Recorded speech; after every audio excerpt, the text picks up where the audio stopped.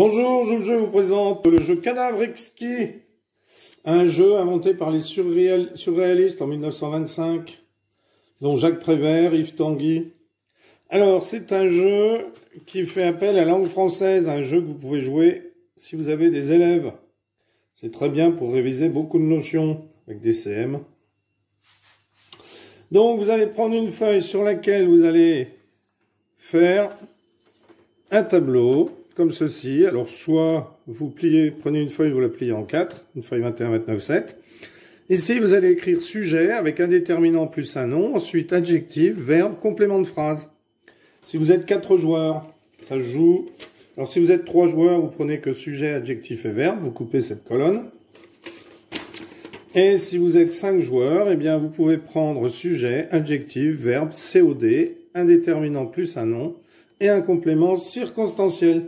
Ça permet de revoir des notions avec des élèves sous forme de jeu. Alors, comment ça se passe? Eh bien, si on joue à 5, par exemple, chaque joueur va avoir une feuille comme celle-ci. Donc, chaque joueur va avoir une feuille comme celle-ci. Donc, il va écrire un sujet. Alors, par exemple, le facteur. Ça, ce serait le premier joueur qui écrit le facteur. Alors, vous pouvez demander d'écrire en lettres capitales, ce qui permet de pouvoir lire plus facilement, parce qu'il y a des écritures qui sont plus ou moins lisibles.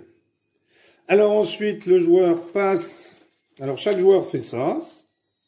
Et chaque joueur passe à son voisin la feuille, mais en la mettant comme ceci, c'est-à-dire en cachant ce qui a été écrit d'abord. Alors, ici, le joueur ne sait pas ce qu'il y a eu d'écrit avant. Il écrit un adjectif gros. Donc ensuite, il va plier comme ceci. Donc chaque joueur fait pareil. Et redonner au voisin. Alors le voisin, donc là, comme il n'y a rien écrit, on n'est pas obligé de cacher. Alors, regarde, par exemple. Le joueur écrit regarde. Alors je peux l'écrire à n'importe quel temps. Alors, il met par exemple ENT. Hein. Mais ça, c'est pas bien grave, on s'en moque. Et ensuite, il passe sa feuille en cachant.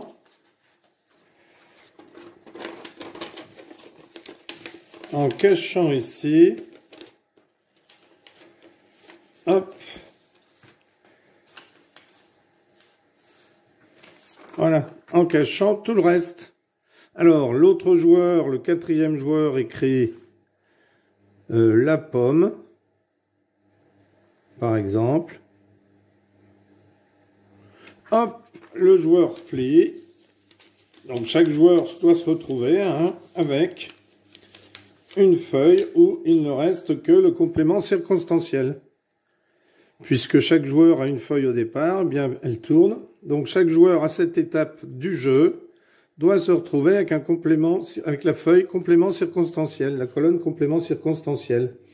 Alors, dans le jardin, par exemple.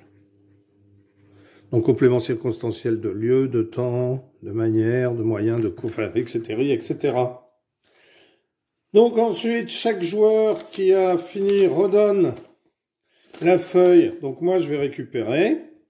Donc, je vais lire la phrase. Le facteur gros regarde la pomme dans le jardin. Donc, chacun va lire sa phrase. Alors, ce qui peut être intéressant ensuite, lorsque vous avez des élèves, c'est d'écrire les phrases au tableau. Donc, le joueur qui a cette phrase va l'écrire au tableau. Et ensuite, on demande à tous les élèves, alors là, si on joue avec des enfants autour du jeu, on peut leur demander à tous de réécrire cette phrase correctement.